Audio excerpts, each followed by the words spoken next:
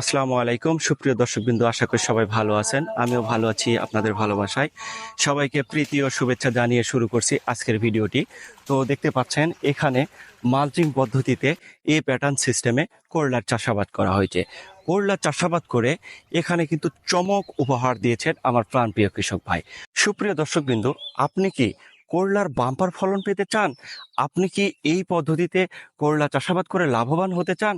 তাহলে কিন্তু আজকের ভিডিওটা আপনার জন্য অত্যন্ত গুরুত্বপূর্ণ বিষয়। ফলন বৃদ্ধি করার জন্য আপনি কি করবেন? ফলন বৃদ্ধি করার জন্য আপনাকে লিটোসেন স্প্রে করতে হবে। লিটোসেন আপনি কিভাবে স্প্রে করবেন? লিটোসেন স্প্রে করবেন গাছে যখন ফুল আসবে, ফুল আসা অবস্থায় 0.5 মিলি প্রতি লিটার পানিতে মিশিয়ে স্প্রে করবেন এবং ফল অবস্থায় 1 মিলি প্রতি লিটার পানিতে মিশিয়ে স্প্রে করবেন। এইভাবে করলার গাছ যতদিন বেঁচে থাকবে 7 থেকে 10 দিন পর পর লিটোসিন স্প্রে করবেন, তাহলে করলার বাম্পার ফলন পাবেন।